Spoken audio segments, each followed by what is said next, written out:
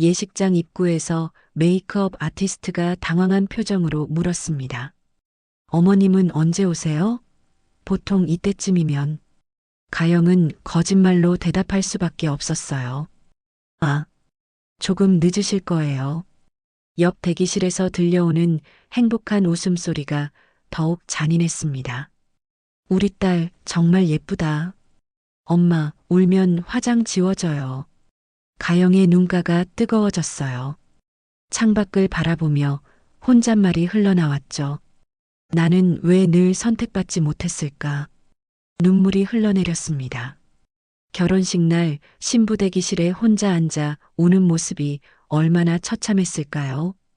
하지만 그들은 몰랐습니다. 20년 전부터 한 사람이 이 순간을 기다리고 있었다는 것을.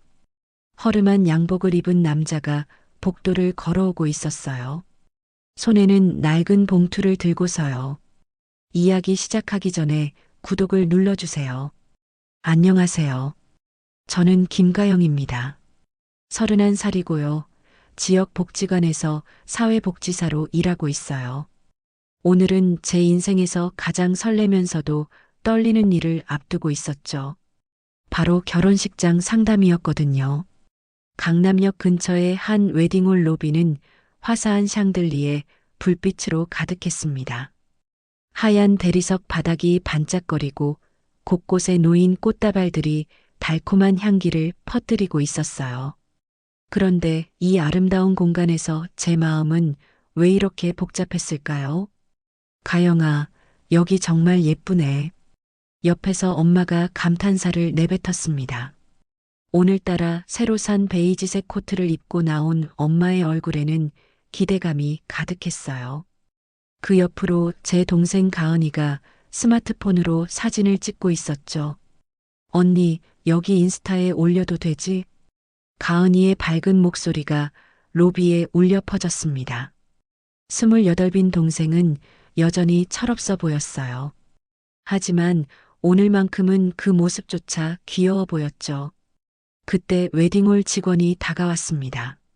20대 후반으로 보이는 여직원은 단정한 정장 차림에 상냥한 미소를 지었어요. 안녕하세요. 예약해주신 김가영 고객님이시죠? 저는 웨딩 플래너 최서연입니다. 네, 안녕하세요. 저는 정중하게 인사를 건넸습니다. 그런데 그 순간 뒤에서 민혁의 목소리가 들려왔어요. 죄송해요. 조금 늦었네요. 돌아보니 민혁이 병원 가운을 벗고 재빨리 셔츠로 갈아입은 모습으로 다가오고 있었습니다. 응급실 근무를 마치고 온 건지 머리카락이 약간 헝클어져 있었죠. 그래도 키 큰 체격의 단정한 얼굴은 여전히 믿음직스러워 보였어요. 괜찮습니다. 이제 시작하시죠. 서연 씨가 상담실로 안내했습니다. 테이블 위에는 웨딩홀 브로셔들과 견적서들이 깔끔하게 정리되어 있었어요. 창밖으로는 한강이 내려다 보이는 멋진 전망이 펼쳐져 있었죠. 먼저 예식 날짜부터 정해볼까요? 언제쯤 생각하고 계세요? 다음 달 둘째 주 토요일로 생각하고 있습니다. 민혁이 차분하게 답했습니다. 그의 목소리에는 확신이 담겨 있었어요. 저도 마음속으로 고개를 끄덕였죠. 서연 씨가 달력을 펼치며 날짜를 확인했습니다. 그리고 각종 패키지 상품들을 설명하기 시작했어요. 홀 대관료, 음식값, 화환비까지 하나하나 꼼꼼하게 안내해 주었죠. 기본 패키지가 2천만 원 정도 되고요. 여기에 추가 옵션들을 선택하시면. 그때였습니다. 엄마가 갑자기 끼어들었어요. 그런데 말이죠. 우리 둘째도 곧 결혼할 예정이거든요. 서연 씨가 잠깐 멈춤을 했습니다. 그리고 정중하게 물었죠. 아, 그러시군요. 언제쯤 예정이세요? 아직 정확하지는 않지만요. 내년 안에는 할 것 같아요. 그러니까 2번 예약하는 거니까 할인 좀 해주시면 안 될까요? 순간 상담실 안이 조용해졌습니다. 서연 씨의 얼굴에 당황스러운 표정이 스쳤어요. 민혁은 어색한 웃음을 지으며 제 손을 살짝 잡았죠. 어머니, 아직 가은이는. 민혁이 조심스럽게 말을 꺼냈지만 엄마는 이미 흥이 올라 있었습니다. 아, 우리 둘째도 남자친구 있어요. 곧 결혼 얘기 나올 거예요. 그러니까 미리 할인받을 수 있는지 물어보는 거죠. 가은이는 얼굴이 빨갛게 달아올라 있었어요. 저도 마찬가지였죠. 가슴속 어딘가가 답답해지기 시작했습니다. 서연 씨가 프로다운 미소를 유지하며 답했어요. 죄송하지만 저희는 확정된 예약에 대해서만 할인 혜택을 드릴 수 있어서요. 둘째 분이 예약을 확정하시면 그때 가족 할인을 적용해 드릴 수 있습니다. 아, 그래요? 그럼 일단 언니 것부터 하고. 엄마의 목소리가 조금 수그러들었습니다. 하지만 여전히 아쉬워하는 기색이 역력했어요. 상담은 계속되었습니다. 음식 종류, 화환 개수, 사진 촬영 등등 결정해야 할 것들이 산더미처럼 많았어요. 그런데 이상하게 제 마음은 점점 무거워져만 갔습니다. 민혁이 제 표정을 눈치챘는지 작은 목소리로 물었어요. 괜찮아? 저는 고개를 끄덕였지만 사실 괜찮지 않았습니다. 엄마의 말이 자꾸 귓가에 맴돌았거든요. 마치 제 결혼이 단순히 할인받기 위한 수단인 것처럼 들렸던 그 말이요. 창밖 한강은 여전히 아름다웠지만 제 마음속에는 알 수 없는 그림자가 드리워지고 있었습니다. 인생에서 가장 행복해야 할 순간인데 왜 이렇게 복잡한 감정이 들까요? 그럼 일단 기본 패키지로 진행하시고 세부 사항은 다음 주에 다시 상담받으시죠. 서연 씨의 말에 저는 정신을 차렸습니다. 네, 맞아요.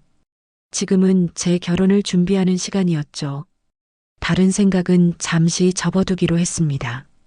하지만 마음 한구석의 씁쓸함은 쉽게 사라지지 않았어요. 웨딩홀 상담을 마친 지 일주일이 지났습니다. 오늘은 드레스 피팅을 위해 청담동의 한 웨딩드레스 샵에 나왔어요. 유리창 너머로 하얀 드레스들이 우아하게 걸려있는 모습이 보였죠. 마치 동화 속 공주들의 옷장 같았습니다. 와, 여기 정말 예쁘다. 동생 소미가 눈을 반짝이며 말했어요. 26인 소미는 대학원을 갓 졸업하고 취업 준비 중이었죠. 오늘따라 새로 산 원피스를 입고 나온 모습이 어른스러워 보였습니다. 언니, 나도 같이 입어봐도 되지? 소미의 목소리에는 기대감이 가득했어요. 저는 미소를 지으며 고개를 끄덕였죠. 물론이지. 같이 골라보자. 샵 안으로 들어서니 은은한 향수 냄새가 코끝을 스쳤습니다. 샹들리에 불빛 아래 진열된 드레스들은 마치 하늘에서 내려온 구름처럼 포근해 보였어요. 안녕하세요. 예약해주신 김가영 고객님이시죠? 30대 초반으로 보이는 샵 직원이 다가왔습니다. 깔끔한 블랙 정장 차림에 단정한 인상이었어요. 네, 안녕하세요.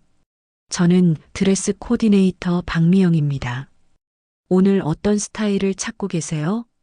미영 씨가 친근하게 물었습니다. 저는 미리 준비해온 사진들을 꺼내 보였어요. 이런 느낌의 드레스를 생각하고 있어요. 너무 화려하지 않으면서도 우아한. 아, 좋은 선택이에요. 고객님께 잘 어울릴 것 같은데요. 미영 씨가 몇 벌의 드레스를 골라주었습니다. 첫 번째는 심플한 어라인 드레스였고, 두 번째는 레이스 장식이 들어간 머메이드 스타일이었죠. 세 번째는 오프숄더 디자인의 프린세스 드레스였어요. 일단 이것부터 입어보세요. 피팅룸으로 들어가 첫 번째 드레스를 입어봤습니다. 거울 속 제 모습이 낯설어 보였어요. 평소 어두운 색 옷만 입던 제가 하얀 드레스를 입고 있으니 마치 다른 사람 같았죠. 어때요? 밖으로 나오자 엄마와 소미가 박수를 쳤습니다. 우와, 언니 정말 예뻐. 소미의 진심 어린 칭찬에 제 마음도 따뜻해졌어요. 그런데 다음 순간 소미가 말했죠. 나도 한번 입어봐도 될까요? 미영 씨가 잠깐 당황하는 듯 했습니다. 하지만 곧 프로다운 미소를 지었어요. 물론이죠. 자매분이시니까요. 소미가 같은 드레스를 입고 나왔을 때 분위기가 달라졌습니다. 소미의 긴 머리카락이 드레스와 어우러져 마치 화보 모델 같아 보였어요. 키도 저보다 조금 더 크고 몸매도 더 날씬했죠. 와, 소미야. 너한테 정말 잘 어울린다. 엄마의 목소리에 감탄이 묻어났습니다. 저는 거울 앞에 서 있는 소미를 바라봤어요. 같은 드레스인데도 확실히 다른 느낌이었죠. 두 번째 드레스도 마찬가지였습니다. 제가 입었을 때보다 소미가 입었을 때 훨씬 화려하고 세련되어 보였어요. 엄마의 표정도 점점 밝아졌죠. 소미가 입으니까 드레스가 더 살아나는 것 같네. 엄마의 말에 제 가슴이 조금씩 답답해지기 시작했습니다. 하지만 아무 말도 하지 않았어요. 이런 상황이 처음이 아니었거든요. 세 번째 오프숄더 드레스를 입어봤을 때였습니다. 이 드레스만큼은 제게 잘 어울린다고 생각했어요. 어깨 라인이 예쁘게 드러나고 허리 라인도 자연스럽게 살아났죠. 거울 속 제 모습이 처음으로 만족스러워 보였습니다. 이 드레스가 가장 마음에 들어요. 저는 확신에 찬 목소리로 말했습니다. 미영 씨도 고개를 끄덕였어요. 네, 정말 잘 어울리세요. 고객님의 피부톤과 체형에 완벽하게 맞는 것 같아요. 그런데 그때 소미가 끼어들었습니다. 언니, 이건 내가 입을래. 순간 피팅룸 안이 조용해졌습니다. 소미는 제 옆에 서서 같은 드레스를 쳐다보고 있었어요. 소미야, 이건 언니가 먼저. 제가 조심스럽게 말을 꺼내려는데 엄마가 먼저 입을 열었습니다. 그래, 소미한테 더 잘 어울려. 엄마의 말에 제 얼굴이 굳어졌습니다. 소미는 아직 그 드레스를 입어보지도 않았는데요. 어머니, 그래도 가영이가 먼저. 미영 씨가 난처한 표정으로 중재하려 했지만 엄마는 이미 결정을 내린 듯 했어요. 아니야, 소미가 입어봐. 더 예쁠 것 같아. 소미는 잠깐 망설이다가 그 드레스를 손에 들었습니다. 제 눈과 마주쳤을 때 미안하다는 듯 입술을 깨물었지만 결국 피팅룸으로 들어갔어요. 몇 분 후 소미가 나왔을 때 모든 사람들이 탄성을 질렀습니다. 정말로 소미에게 그 드레스가 잘 어울렸거든요. 마치 그 드레스를 위해 태어난 사람처럼 완벽했죠. 와, 정말 예쁘다. 이거로 하자. 엄마가 손뼉을 치며 말했습니다. 저는 말없이 고개를 숙였어요. 가슴 어딘가가 먹먹해졌지만 표현하지 않았죠. 그때 민혁의 목소리가 들렸습니다. 피팅이 끝날 때쯤 도착한 모양이었어요. 미안, 늦었어. 수술이 길어져서.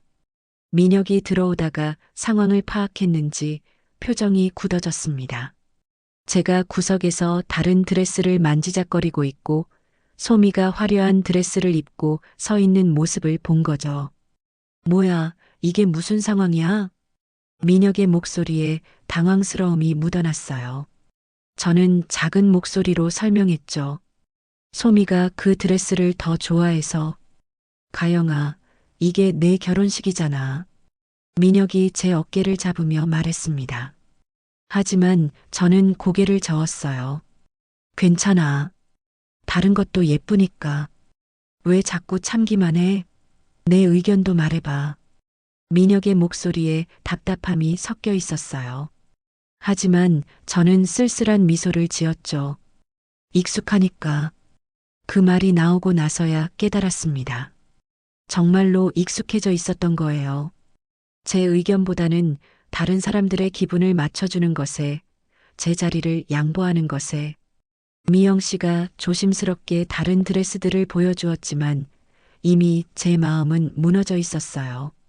어떤 드레스를 입든 상관없다는 생각이 들었죠. 결국 소미가 고른 드레스로 결정됐습니다. 저는 두 번째로 마음에 들었던 레이스 드레스를 선택했어요. 나쁘지 않았지만 처음 느꼈던 설렘은 이미 사라진 뒤였죠. 샵을 나서는 길에 민혁이 제 손을 꽉 잡았습니다. 가영아, 정말 괜찮아? 저는 고개를 끄덕였지만 사실 괜찮지 않았어요. 가슴 한구석이 계속 아렸거든요. 하지만 이 기분을 어떻게 설명해야 할지 몰랐죠. 차 안에서 엄마와 소미는 드레스 얘기로 여전히 들떠 있었습니다. 하지만 저는 창밖을 바라보며 다른 생각에 잠겨 있었어요. 이게 정말 단순한 드레스 문제일까요? 아니면 더 깊은 무엇인가가 숨어 있는 걸까요? 제 가슴 속 불안감은 점점 커져만 갔습니다. 결혼식까지 이제 사흘이 남았습니다. 오늘은 마지막 드레스 피팅을 위해 샵에 다녀온 뒤였어요. 집으로 돌아와 소파에 앉아 결혼식 준비 체크리스트를 다시 한번 확인하고 있었죠. 화환, 피로연 음식, 하객 명단까지 하나하나 체크해가며 마음을 진정시키려 했습니다. 그때 핸드폰이 울렸어요. 엄마였죠. 가영아, 나야. 엄마의 목소리가 평소와 달랐습니다. 뭔가 조심스러우면서도 어색한 톤이었어요. 네, 엄마. 무슨 일이세요? 그게 좀 중요한 얘기가 있어서 엄마가 말끝을 흐렸습니다. 저는 가슴이 덜컥 내려앉는 느낌이었어요. 결혼식을 사흘 앞두고 중요한 얘기라니 좋은 일은 아닐 것 같았거든요. 어떤 얘기인데요? 그날, 토요일 말이야. 소미 시댁 상견례가 잡혔어. 순간 제 손에 들고 있던 펜이 떨어졌습니다. 토요일은 제 결혼식 날이었거든요. 네, 갑자기 왜요? 소미 남자친구 부모님이 갑자기 시간이 되신다고 하더라고. 그래서 어쩔 수 없이 엄마의 목소리가 점점 작아졌습니다. 하지만 저는 아직 상황을 제대로 파악하지 못하고 있었어요. 그러면 상견례 시간을 바꿔달라고 하시면 되잖아요. 제 결혼식이 있다고. 그게 그분들이 다음 주에 해외 출장을 가신다고 하시더라고. 그래서 토요일 아니면 한 달은 미뤄야 한대. 엄마의 말을 듣는 순간 제 머릿속이 하얘졌습니다. 설마 하는 생각이 머리를 스쳤어요. 그래서요? 미안한데 못 갈 것 같아. 그 말이 떨어지는 순간 세상이 조용해졌습니다. 시계 소리만 똑똑거리며 시간이 흘러갔죠. 저는 핸드폰을 귀에 대고 있는 것조차 잊었어요. 가영아, 거기 있어? 엄마의 목소리가 들려왔습니다. 하지만 저는 대답할 수가 없었어요. 가영아, 정말 미안해. 하지만 소미 일생일대 일이잖아.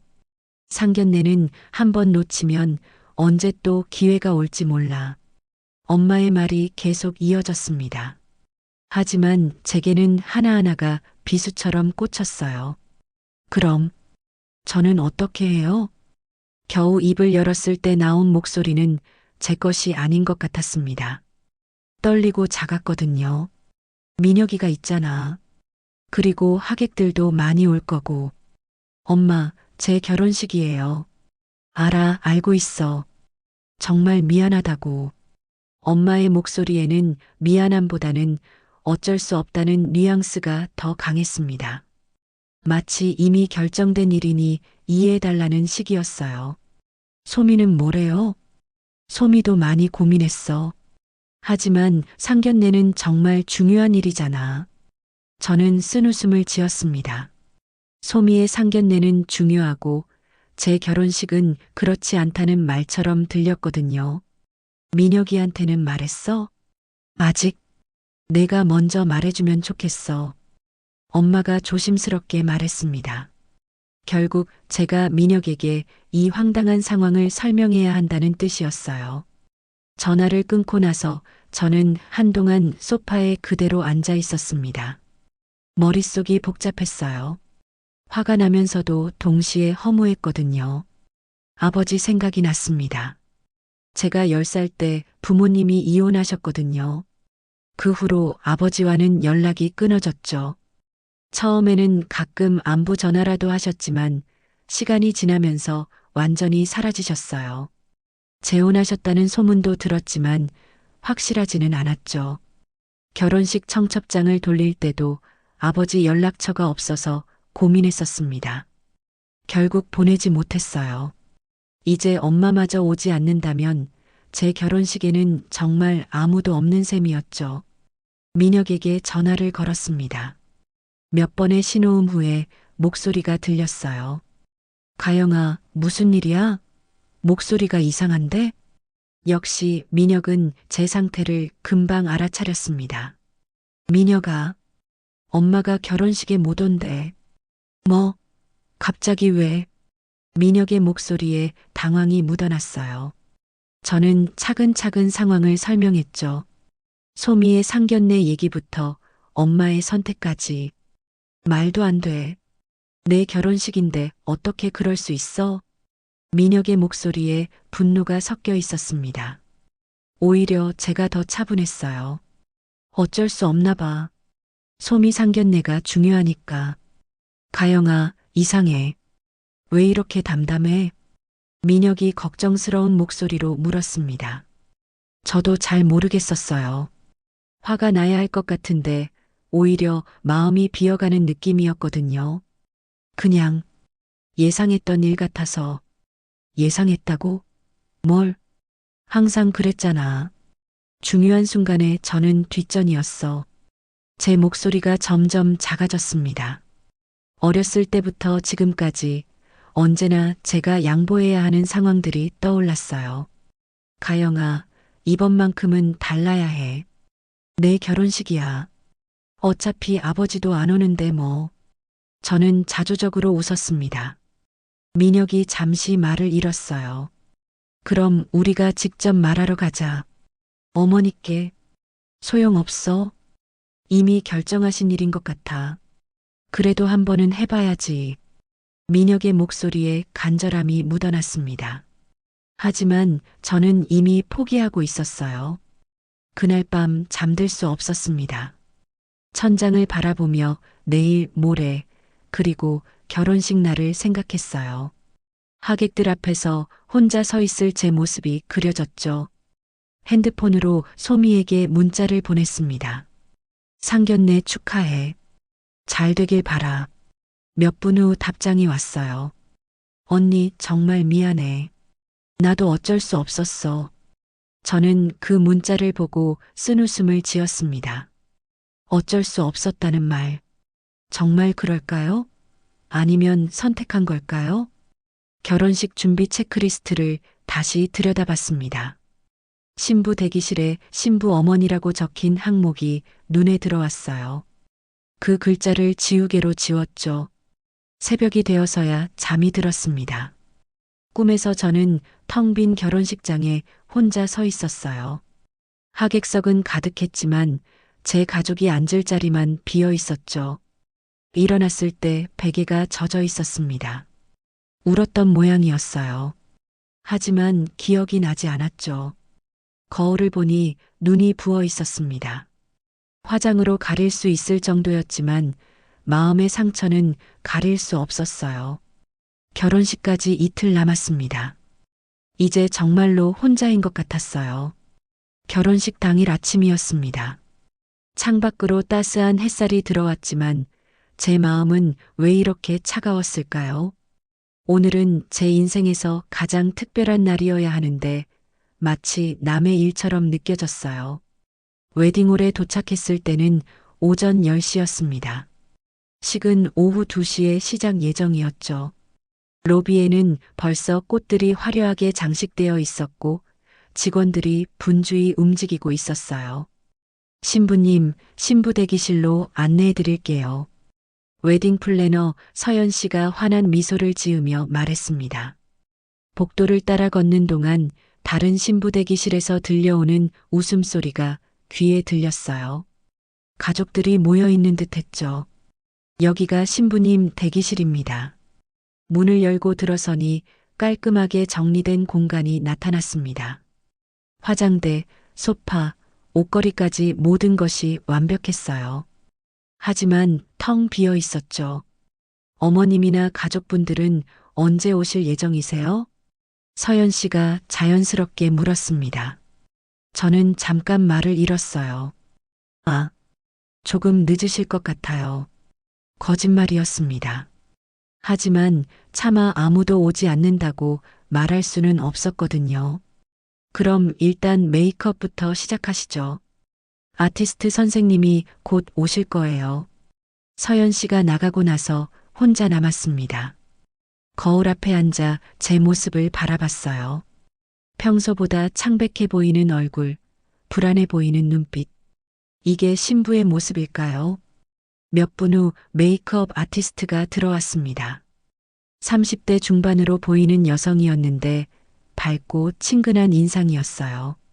안녕하세요, 신부님. 저는 메이크업 아티스트 이지연이에요. 오늘 정말 예쁘게 만들어 드릴게요. 지연 씨가 메이크업 도구들을 꺼내며 말했습니다. 전문가다운 손놀림으로 준비를 하는 모습이 인상적이었어요. 결혼 축하드려요. 오늘 정말 행복한 날이네요. 감사해요. 저는 작은 목소리로 답했습니다. 행복한 날이라는 말이 왜 이렇게 공허하게 들렸을까요? 메이크업이 시작됐습니다. 지연 씨의 손길은 부드러웠어요. 파운데이션을 바르고 아이섀도를 칠하고 입술에 색을 입혀갔죠. 거울 속에서 조금씩 변해가는 제 모습을 지켜봤습니다. 피부가 정말 좋으시네요. 화장이 잘 받아요. 고마워요. 대화는 계속 이어졌습니다. 하지만 제 대답은 점점 짧아져만 갔어요. 1시간 정도 지났을 때 지연 씨가 문을 슬쩍 열어봤습니다. 어머님은 언제 오세요? 보통 이때쯤이면 가족분들이 와 계시는데 그 말을 듣는 순간 제 가슴이 철렁했습니다. 어떻게 대답해야 할지 몰랐어요. 아, 조금 늦으실 거예요. 또 거짓말을 했습니다. 지연 씨는 의아한 표정을 지었지만 더 묻지 않았어요. 메이크업이 거의 끝나갈 무렵 복도에서 웃음소리가 들려왔습니다. 옆 대기실에서 나오는 소리였어요. 어머니와 딸이 함께 웃고 있는 듯 했죠. 우리 딸 정말 예쁘다. 엄마, 울면 화장 지워져요. 그 대화를 듣는 순간 제 눈가가 뜨거워졌습니다. 저도 저런 대화를 나누고 싶었어요. 엄마와 함께 웃으면서 결혼 준비를 하고 싶었죠. 신부님 괜찮으세요? 지연 씨가 걱정스러운 목소리로 물었습니다. 거울을 보니 제 눈에 눈물이 고여 있었어요. 네, 괜찮아요. 그냥 감정이 북받쳐서요. 황급히 휴지로 눈가를 닦았습니다. 지연 씨는 이해한다는 듯 고개를 끄덕였어요. 결혼식 날엔 다들 그러세요. 감정적으로 되죠. 하지만 제 눈물의 이유는 달랐습니다. 기쁨이 아니라 외로움 때문이었거든요. 드레스를 입는 시간이 됐습니다. 지연 씨가 조심스럽게 도와주었어요. 레이스 드레스가 몸에 맞춰지면서 저는 진짜 신부가 되어가고 있었죠. 와, 정말 예쁘세요. 신랑분이 보시면 깜짝 놀라실 거예요. 거울 속 제 모습은 확실히 달라져 있었습니다. 하지만 왜 이렇게 공허했을까요? 그때 복도에서 또 다른 소리가 들려왔습니다. 어머니, 사진 찍어요. 그래, 우리 딸 예쁜 모습 남겨놔야지. 카메라 셔터 소리가 계속 이어졌습니다. 가족 사진을 찍고 있는 모양이었어요. 저는 창가로 걸어갔습니다. 밖으로는 웨딩홀 정원이 보였어요. 하객들이 하나둘 도착하고 있었죠. 민혁의 가족들, 직장 동료들, 친구들, 모두 제 결혼을 축하하러 온 사람들이었습니다. 하지만 제 가족은 어디에도 보이지 않았어요. 문득 어린 시절이 떠올랐습니다. 학예회 때 다른 아이들은 부모님이 모두 오셨는데 저는 혼자였던 기억. 졸업식 날도 생일날도 항상 그랬어요. 언제나 뒷전이었죠. 나는 왜 늘 선택받지 못했을까? 혼잣말이 입 밖으로 나왔습니다. 창밖을 보고 있는데 눈물이 또 흘러내렸어요. 아버지는 오래전에 저를 버렸고 엄마는 소미를 선택했습니다. 저는 언제나 두 번째였어요. 아니, 그보다도 못한 존재였죠. 신부님? 지연 씨의 목소리에 돌아봤습니다. 걱정스러운 표정으로 저를 바라보고 있었어요. 화장이 조금 번졌네요. 다시 고쳐드릴게요. 휴지로 눈밑을 닦아주는 지연 씨의 손길이 따뜻했습니다. 낯선 사람이지만 이 순간만큼은 가족보다 더 가깝게 느껴졌어요. 괜찮으세요? 물 한 잔 드실까요? 괜찮아요. 고마워요. 하지만 괜찮지 않았습니다. 가슴 어딘가가 무너져 내리고 있었거든요. 리허설 시간이 됐다는 방송이 나왔습니다. 잠시 후 혼자서 버질로드를 걸어야 했어요. 다른 신부들은 아버지 손을 잡고 걷는데 저는 혼자였죠. 거울을 다시 봤습니다. 완벽한 메이크업, 아름다운 드레스, 그리고 텅 빈 눈빛. 이게 진짜 제 모습이었어요. 그 순간 마음속 깊은 곳에서 무언가가 꿈틀거렸습니다. 분노도 아니고 슬픔도 아닌 다른 감정이었어요. 더 이상 이렇게 살 수는 없다는 생각이 들었습니다. 항상 뒷전이고, 항상 양보하고, 항상 혼자인 삶. 이제는 바꿔야 했어요. 거울 속 제 눈빛이 달라져 있었습니다. 방금 전까지의 무력함은 사라지고 다른 빛이 들어와 있었어요. 결심의 빛이었죠. 오늘 이 결혼식을 마치고 나면 저는 달라질 거예요. 더 이상 누구의 두 번째가 아닌 제 자신만의 삶을 살겠다고 다짐했습니다. 리허설장으로 향하는 발걸음이 전과는 달랐어요. 여전히 혼자였지만 더 이상 무력하지는 않았거든요. 리허설을 마치고 대기실로 돌아왔을 때 핸드백에서 무언가가 눈에 띄었습니다. 지갑 뒤쪽에 끼워둔 낡은 편지 한 장이었어요. 오래된 종이는 누렇게 발에 있었고 모서리는 해져서 부스러질 것 같았죠. 아버지의 편지였습니다. 제가 초등학교 3학년이었을 때 받은 편지였어요. 부모님이 이혼하시기 몇 달 전이었죠. 그때는 무슨 뜻인지 몰랐지만 지금까지 간직하고 있었습니다. 편지를 펼치자 아버지의 친숙한 글씨체가 나타났어요. 조금 삐뚤빼뚤하지만 정성스럽게 쓴 흔적이 보였죠. 어린 시절이 선명하게 떠올랐습니다. 초등학교 학예의 날이었어요. 제가 주연을 맡은 연극이 있던 날이었죠. 한 달 동안 열심히 연습했고 부모님께 자랑하고 싶었습니다. 그런데 아침에 엄마가 말씀하셨어요. 엄마는 소미 데리고 미용실 가야 해. 소미 머리 자르는 날이거든. 소미는 겨우 5살이었습니다. 머리를 자르는 게 제 학예회보다 중요할 리 없었는데도 엄마는 이미 결정하신 듯 했어요. 아빠는 오시죠? 아빠는 회사 일이 있으셔. 결국 혼자 학교에 갔습니다. 다른 아이들의 부모님은 모두 와 계셨는데 제 자리만 비어 있었어요. 무대에서 관객석을 봤을 때의 그 허전함을 지금도 기억합니다. 연극이 끝나고 집에 돌아왔을 때 아버지가 제 방에 와서 말씀하셨어요. 가영아, 미안하다. 아빠가 못 갔구나. 괜찮아요. 사실 괜찮지 않았지만 그렇게 대답했죠. 그때 아버지가 편지 한 장을 건네주셨습니다. 이거 읽어봐. 편지 안에는 이런 글이 적혀 있었어요. 가영아, 세상은 널 모르지만 아빠는 널 믿는다. 그 한 줄뿐이었습니다. 하지만 어린 제게는 큰 위로가 됐어요.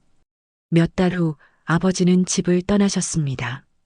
그리고 그 편지만 남겨두고 가셨죠. 지금 이 편지를 다시 보니 다른 의미로 다가왔습니다. 아버지도 어쩌면 저처럼 외로우셨을 수도 있겠다는 생각이 들었어요. 가족 안에서도 혼자였을지 모르죠. 메이크업 아티스트 지연 씨가 들어왔습니다.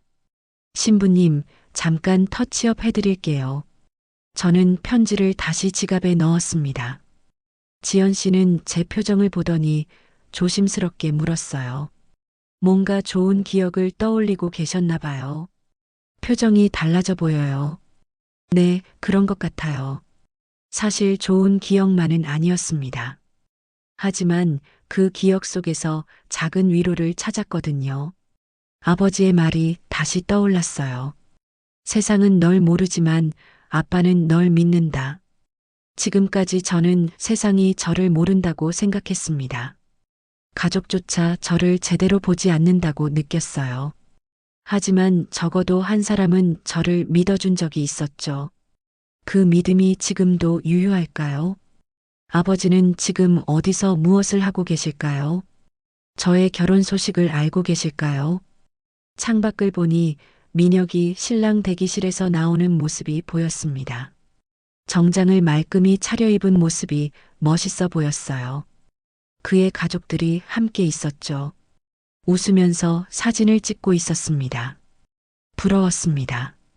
하지만 동시에 고마웠어요. 적어도 민혁은 저를 선택해줬거든요.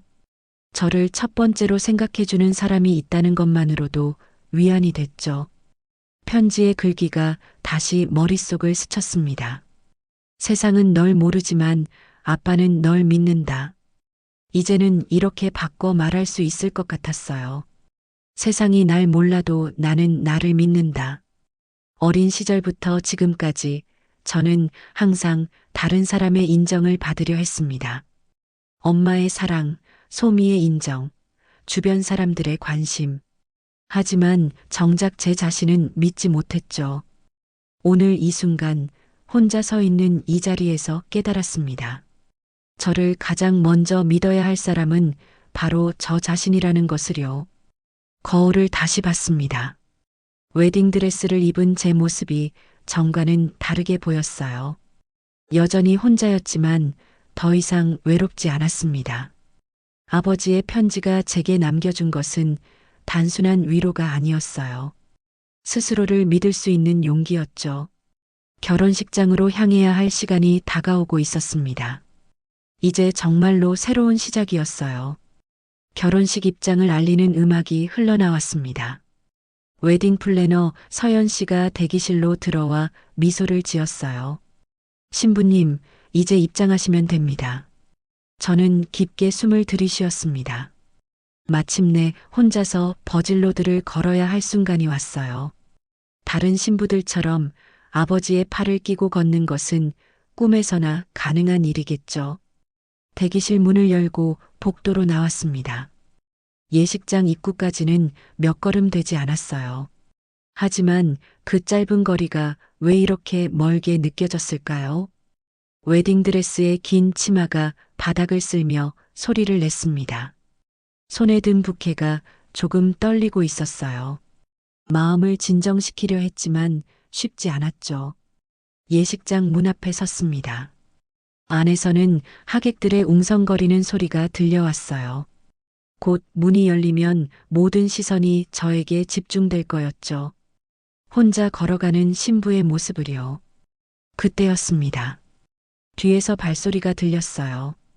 누군가 복도를 걸어오고 있었죠. 아마 늦게 도착한 하객이겠거니 생각했습니다. 하지만 돌아본 순간 제 심장이 멈춘 것 같았어요. 허름한 회색 양복을 입은 남자가 서 있었습니다. 옷은 오래되어 보였지만 깔끔하게 다려져 있었어요. 머리는 많이 휘어져 있었고 얼굴에는 세월의 흔적이 깊게 새겨져 있었죠. 아버지였습니다. 한진우, 제 아버지가 거기 서 있었어요. 20년 만에 보는 아버지의 모습은 많이 달라져 있었습니다. 제 기억 속의 아버지보다 훨씬 늙어 보였어요. 하지만 그 눈빛만은 여전했죠. 따뜻하면서도 조심스러운 눈빛이었습니다. 가영아. 아버지의 목소리가 들렸습니다. 조금 쉰 목소리였지만 분명히 제 이름을 부르고 있었어요. 저는 말을 할 수 없었습니다. 너무 갑작스러운 일이었거든요. 꿈인지 현실인지 구분이 안 될 정도였어요. 아버지가 천천히 다가왔습니다. 손에는 낡은 봉투 하나를 들고 있었어요. 늦어서 미안하다. 아버지의 첫마디였습니다. 20년 만에 듣는 아버지의 사과였죠. 어떻게? 겨우 입을 열었지만 그 이상 말이 나오지 않았어요. 내 결혼 소식을 들었어. 우연히 아는 사람을 통해서. 아버지가 조심스럽게 설명했습니다. 목소리에는 미안함과 그리움이 섞여 있었어요. 사실 오래전부터 내 소식을 알고 있었어. 멀리서지만 내가 어떻게 사는지 궁금했거든. 그 말을 듣는 순간 가슴이 뭉클해졌습니다. 아버지가 저를 잊지 않고 있었다는 사실이 믿기지 않았어요. 복지사가 됐다고 들었어. 자랑스럽다. 아버지의 말에 눈시울이 뜨거워졌습니다. 누군가 제가 한 일을 자랑스럽다고 말해준 것은 처음이었거든요. 아빠가 내 손 잡아도 되겠니? 아버지가 조심스럽게 물었습니다. 마치 거절당할까봐 두려워하는 것 같았어요. 저는 고개를 끄덕였습니다. 말로는 대답할 수 없었지만 마음으로는 간절히 원하고 있었거든요. 아버지가 제 팔에 손을 올렸습니다. 거칠어진 손이었지만 따뜻했어요. 20년 만에 느끼는 아버지의 온기였죠. 이걸 너에게 주고 싶었어. 아버지가 봉투를 건네주었습니다. 봉투는 많이 낡아 있었고 아버지의 손때가 묻어 있었어요. 뭐예요? 내 결혼식엔 꼭 이걸 쓰고 싶었어. 내가 스스로 준비한 인생, 정말 자랑스럽다. 아버지의 목소리가 떨렸습니다. 저도 덩달아 울컥했어요. 봉투를 열어보니 통장이 들어 있었습니다. 오래된 통장이었는데 표지가 해져 있었어요. 첫 페이지를 넘겨보니 입금 내역들이 빼곡히 적혀 있었죠. 모두 작은 금액들이었습니다. 10만 원, 20만 원씩 조금씩 저금한 흔적들이었어요. 날짜를 보니 20년 전부터 최근까지 계속 이어져 있었습니다. 20년 동안 조금씩 모았어. 내가 결혼할 때 주려고. 아버지의 설명에 더 이상 참을 수 없었습니다. 눈물이 쏟아져 내렸어요. 아빠, 20년 만에 부르는 호칭이었습니다. 입 밖으로 나오는 순간 가슴이 따뜻해졌어요. 울면 안 된다. 화장 지워줘. 아버지가 다정하게 말했습니다. 어린 시절 제가 울 때마다 해주시던 말이었어요. 웨딩 플래너 서연 씨가 놀란 표정으로 지켜보고 있었습니다. 갑작스러운 상황이었지만 기다려주고 있었어요. 이제 들어가자. 신랑이 기다리고 있을 거야. 아버지가 제 팔을 다시 잡았습니다. 이번에는 더 확실하게요. 예식장 문이 열렸습니다. 웅장한 음악이 흘러나오고 하객들이 모두 일어났어요. 모든 시선이 저희에게 집중됐죠. 하지만 이제는 두렵지 않았습니다. 아버지와 함께였거든요. 버질로드를 걸으며 생각했습니다. 엄마는 오지 않았지만 아버지가 와주었어요. 20년을 기다려서라도 제 곁에 서주었죠. 민혁이 재단에서 놀란 표정으로 저희를 바라보고 있었습니다. 하지만 곧 환한 미소를 지었어요. 아버지를 알아본 모양이었죠. 하객석에서 웅성거리는 소리가 들렸습니다. 갑작스러운 아버지의 등장에 모두 놀란 듯 했어요. 하지만 저는 신경 쓰지 않았습니다. 오늘은 제가 주인공인 날이었으니까요. 그리고 가장 중요한 사람이 제 곁에 있었으니까요. 재단 앞에 도착했을 때 아버지가 제 손을 민혁에게 건네주었습니다. 잘 부탁합니다. 아버지가 민혁에게 정중하게 인사했습니다. 민혁도 깊게 고개를 숙였어요. 이제 정말로 새로운 시작이었습니다. 아버지와 함께 재단에 도착했을 때 결혼식이 본격적으로 시작됐습니다. 하객들은 모두 자리에 앉았고 웅장한 음악이 예식장을 가득 채웠어요. 민혁이 제 앞에 서서 환하게 웃고 있었죠. 주례를 맡은 목사님이 마이크 앞에 섰습니다. 사랑하는 여러분, 오늘 이 자리에 모여 주례사가 시작되려는 그 순간이었습니다. 예식장 뒤편 문이 갑자기 열렸어요. 모든 하객들이 뒤를 돌아봤죠. 숨을 헐떡이며 들어오는 두 사람의 모습이 보였습니다. 엄마와 솜이었습니다. 엄마는 평소 입던 베이지색 코트 차림이었고 솜이는 검은색 원피스를 입고 있었어요. 두 사람 모두 급하게 뛰어온 듯 숨이 가빠 보였죠. 예식장 안이 순식간에 웅성거렸습니다. 하객들이 갑작스러운 상황에 당황하는 모습이 역력했어요. 엄마가 복도를 따라 빠르게 걸어왔습니다. 솜이도 그 뒤를 따랐어요. 두 사람의 표정에는 다급함과 미안함이 섞여 있었습니다. 가영아, 엄마가 제 이름을 불렀습니다. 목소리에 간절함이 묻어났어요. 저는 재단에서 그 모습을 지켜봤습니다. 갑작스러운 상황이었지만 놀라지 않았어요. 이미 마음의 준비가 되어 있었거든요. 엄마가 재단 앞까지 와서 멈춰 섰습니다. 숨을 고르며 저를 바라봤어요.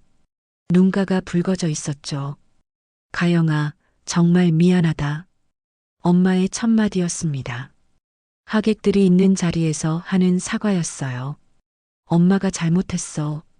솜이 상견례는 미뤘어. 엄마의 목소리가 떨렸습니다. 평소의 당당한 모습과는 달랐어요. 솜이도 제 앞에 섰습니다. 눈에 눈물이 고여 있었어요. 언니, 정말 미안해. 내가 엄마한테 말렸어. 상견례는 언제든 할 수 있다고. 솜이의 말에 진심이 담겨 있었습니다. 처음으로 제 편을 들어준 것 같았어요. 하객들이 숨죽여 지켜보고 있었습니다. 예상치 못한 드라마가 펼쳐지고 있었거든요. 목사님도 당황한 듯 마이크를 잡고 서 있었어요. 어떻게 해야 할지 모르는 표정이었죠. 저는 천천히 엄마를 바라봤습니다. 20년 넘게 함께 살아온 엄마의 모습이었어요. 처음으로 제게 진심으로 사과하는 엄마였죠.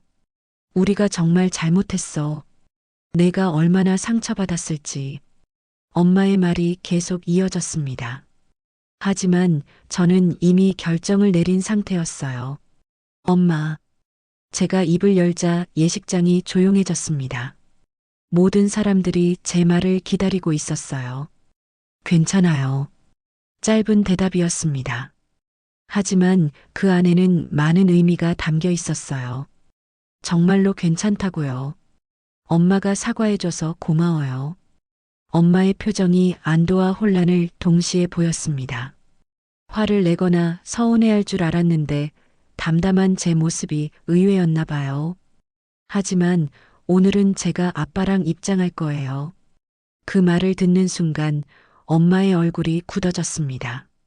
솜이도 놀란 표정을 지었어요. 가영아, 그게 무슨... 엄마 아빠가 저를 위해 20년을 기다려주셨어요. 오늘은 아빠가 제 손을 잡아주실 차례예요. 제 목소리는 흔들리지 않았습니다. 오랫동안 고민한 결정이었거든요. 아버지가 제 옆에서 조용히 서 계셨어요. 엄마와 마주치자 잠깐 고개를 숙였습니다. 20년 만의 재회였지만 아무 말씀하지 않으셨어요. 엄마가 아버지를 보더니 복잡한 표정을 지었습니다. 여러 감정이 교차하는 것 같았어요. 엄마, 솜이야. 자리에 앉으세요. 제 결혼식이 계속되어야 하니까. 저는 차분하게 말했습니다. 명령조가 아니라 부탁하는 투였어요. 엄마가 한동안 저를 바라보다가 천천히 고개를 끄덕였습니다. 알겠다. 엄마가 너무 늦었구나. 엄마의 목소리에 후회가 묻어났어요. 하지만 이미 지나간 시간은 되돌릴 수 없었죠. 솜이가 엄마의 팔을 잡았습니다. 엄마, 우리 자리에 가요. 두 사람이 하객석으로 향했습니다. 엄마는 걸음을 옮기면서도 계속 뒤를 돌아봤어요. 아쉬움이 가득한 표정이었죠. 예식장이 다시 조용해졌습니다. 하지만 분위기는 전과 달랐어요. 모든 사람들이 방금 일어난 일을 소화하려 애쓰고 있었거든요. 목사님이 상황을 정리하며 다시 마이크를 잡았습니다. 그럼 이제 결혼식을 계속하겠습니다. 아버지가 제 손을 다시 잡아주셨어요. 따뜻한 손길이었습니다. 민혁이 저를 바라보며 미소를 지었어요. 눈빛에는 자랑스러움이 담겨 있었죠. 하객석에서 엄마가 저를 바라보고 있었습니다. 눈에서 눈물이 흘러내리고 있었어요. 처음으로 보는 엄마의 눈물이었죠. 소미도 옆에 앉아 미안한 표정을 지었습니다. 오늘 일로 많은 것을 깨달았나 봐요. 주례사가 다시 시작됐습니다. 이번에는 아무도 방해하지 않았어요. 신랑과 신부가 서로에게 평생의 사랑을 약속하며 목사님의 말이 이어졌습니다. 저는 그 말을 들으며 생각했어요. 오늘 저는 많은 것을 얻었습니다. 아버지의 사랑, 엄마의 사과, 그리고 무엇보다 저 자신에 대한 확신을요. 더 이상 누군가의 두 번째가 아니었습니다. 제 인생의 주인공이 되었거든요. 결혼 서약이 시작됐습니다. 민혁과 제가 서로를 바라보며 평생의 약속을 나누는 순간이었어요.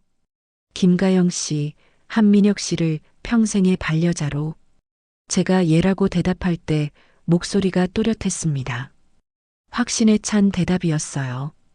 민혁도 마찬가지였습니다. 저를 바라보는 눈빛이 진심이었죠. 반지 교환이 끝나고 마침내 키스 순서가 왔습니다.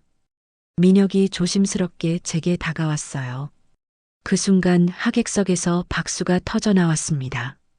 모든 사람들이 일어서서 축하해 주었어요. 엄마도 박수를 치고 있었습니다. 여전히 눈물을 흘리면서요. 그 모습을 보니 제 마음도 뭉클해졌습니다. 결국 모든 것이 제자리를 찾았어요. 늦었지만 엄마와 소미도 와주었고 아버지는 제 곁에 서주셨죠. 완벽하지는 않았지만 그래도 제 결혼식이었습니다. 그리고 이제 정말로 새로운 시작이었어요. 결혼식이 끝나고 1년이 흘렀습니다. 서울 마포구에 새로 문을 연 희망복지센터의 간판이 따스한 봄 햇살에 반짝이고 있었어요. 제가 설립한 소외된 청년들을 위한 복지센터였죠.